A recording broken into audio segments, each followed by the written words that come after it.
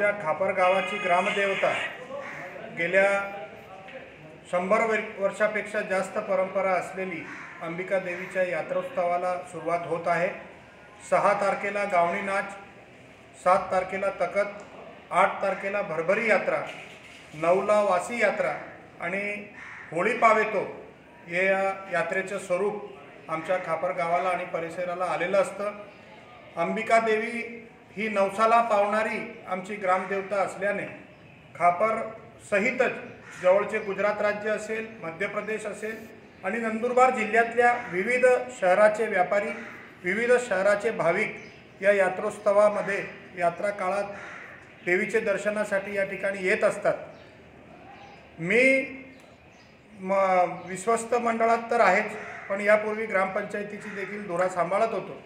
त्यावेळेचे मला व्यापाऱ्यांचे अनुभव माहीत आहे की आम्ही खापर गावाला अंबिका देवीच्या यात्रेत ज्या वेळेला आम्ही आलेलो आहोत, आमचा व्यापार पूर्ण भरभराटीत चाललेला आहे। आम्ही आल्या देवीचे दर्शन करतो आणि प्रार्थना करतो की आम्ही ज्या व्यापारासाठी या ठिकाणी खेळणी असेल, काही पालख्या असतील, जे काही व्यापार रसवंती असेल, जे काही व्यापारी या ठिकाणी येतात, बैल बाजार असेल, सगळेच या ठिकाणी भरभराटीने त्यांचा व्यवसाय होत असतो असे त्यांचे अनुभव ते आम्हाला सांगत असतात। एक नवसाला पावणारी मी अगोदरच बोललो देवी म्हणून आमच्या ग्रामदेवतेची अंबिका मातेची ख्याती आहे आणि त्या अनुषंगाने ही 100 वर्षाची परंपरा आजही सुरू आहे। अनेक ठिकाणी यात्रा हा विषय लोप पावत चालला असला तरी आमचे विश्वस्त मंडळ असेल, स्वर्गवासी राजेंद्र काका सोनार यांच्या मार्गदर्शनाखाली अनेक वर्ष अंबिका देवी मंदिराचं विश्वस्त मंडळ चाललं आणि त्यांनी यात्रास्थव भरवण्यामध्ये ग्रामपंचायतीच्या सहकार्याने ज्या वेळेला सरपंच आणि समिती ग्रामपंचायतची राहिली त्यांच्या सहकार्याने, त्यांच्या सोबत समन्वयाने ही यात्रा भरवत आले। आज दुर्दैवाने राजेंद्र काका आमचे जे अध्यक्ष होते ट्रस्टचे ते हयात नाहीत, परंतु त्यांचे चिरंजीव अजय भाऊ आणि योगेश भाऊ पूर्ण परिवार या मंदिराची देखरेख करत आहेत आणि त्याचं जीर्णोद्धार 2001 साली आपल्या खापर ग्रामस्थांच्या सगळ्यांच्या सहकार्याने विश्वस्त मंडळाने केलं। एक अतिउत्तम असं मंदिराची उभारणी या ठिकाणी झालेली आहे।